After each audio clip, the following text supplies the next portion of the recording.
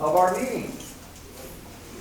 Today, Toastmaster Tim Taylor will share with us how the power of a single second can change our whole lives. Tim will share an experience that happened just last week that changed his whole life. And he encourages us to make the most of every day. Let's give a warm welcome to former Toastmaster of the Year, Tim Taylor, with his speech, In the Blink of an Eye.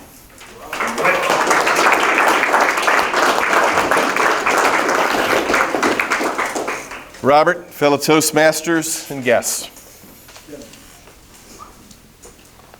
It was Monday of last week. I was heading to a doctor's appointment at the end of a long, hard day. I had a podcast playing on my radio, and I was thinking about possible retirement.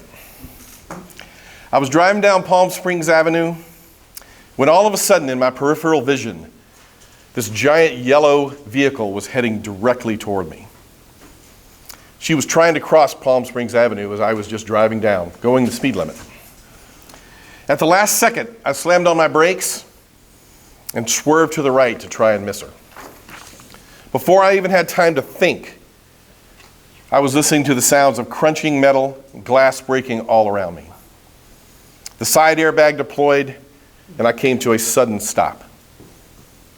I was wedged into the driver's seat as I could not open my door.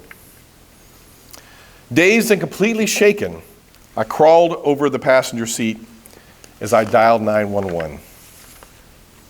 As I got out and looked at my now destroyed car, I went over to the young woman who was driving the huge truck that just slammed into me. "Didn't you see me?" I yelled. She was so nonchalant. Was I malevolent toward her? You can bet. You know, when you look at this word, you change one letter, it's male violent. That is exactly how I felt at that moment. I could not believe that she just hit me. She was all of 17 years old. She seemed completely unfazed. She still had her AirPods in her ears. She was talking to the police. She didn't seem remorseful or apologetic. She never cried or apologized once. But even more importantly, why did her company put her behind the wheel of this vehicle? It is obvious that she did not know how to drive it. She was representing a local pest control company. Thankfully, neither one of us was seriously injured, but obviously now my focus was on my destroyed car. I asked her in front of the police, "Let me ask you something, young lady. How loud was that music going in your ears when you barreled out and slammed into me?" She just kept saying, "I never saw you. I never saw you. I was right there. How could you not see me?" Malevolent, yes. Just to see if she was a real human, I said, "Do you know how much it's going to cost to fix this car?"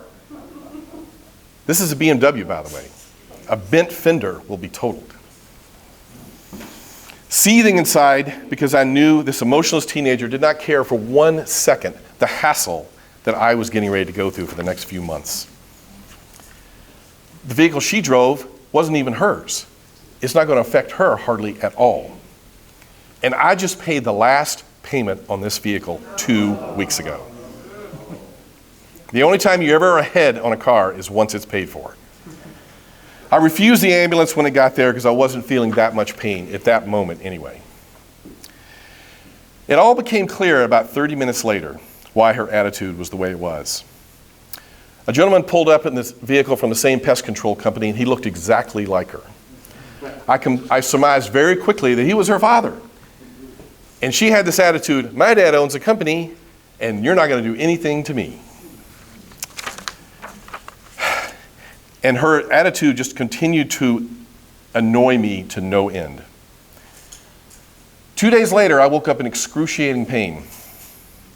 An MRI confirmed I have herniated discs in my neck and my lower back. Not bulging, herniated. This could affect me for my entire life. I know many of you have had similar situations. A dose of reality comes into your life, and for a split second, your life flashes before your eyes. It shakes you to the core. Perhaps I could have shown this little lady a little more mercy, but I can only hope that she learned something from the lessons that day. You know, as I reflect on all this a couple of weeks later, I'm reminded how short life is. In the blink of an eye, everything can change. I encourage you to live every day like it's your last. Count every blessing, because you don't know what's going to happen next. Don't harbor resentment against other people. As I could have with this young lady, you only end up hurting yourself. You know what happens as well when you have anger and resentment towards somebody? You burn up all of the energy that it takes to get over the situation that you are now in. So they beat you twice. The first time they beat you, the second time you beat yourself. Think about it. How do you treat others on a daily basis? I've heard so many people who have lost a spouse, a child, a loved one, especially in an accident, that they regretted so much getting into a fight with them the last time they saw them. Is that what you want to happen? How do you treat your coworkers, your family members, others around you? I always endeavor to leave people with the feeling that they wish they could have talked to me just a little bit longer. If you treat people like they are important, they will feel that way.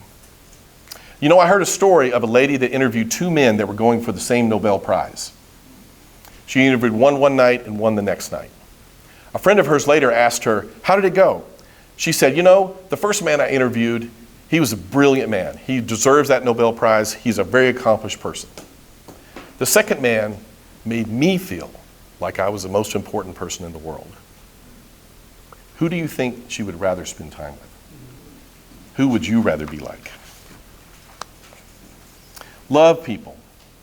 Be nice to people, and it will be paid to you 100 times over, I promise. My father, with all his faults, said something to me many times when I was a little kid. He said, you know, it doesn't cost 1 penny to be nice to people, and it pays itself 100 times over. I've never forgotten that. It's one of the biggest things I remember that he said to me. Am I still mad at the little girl who hit me? No. Life's too short to hate people. Let's remember, life is a journey, and you never know what's going to happen next. Let's make the most of every moment. Forgive others. Life is too short to have conflict. Appreciate what life has given you. Visit the third world, and you will appreciate living in this country. And remember always, life can end in a split second. Thank you very much. Good job.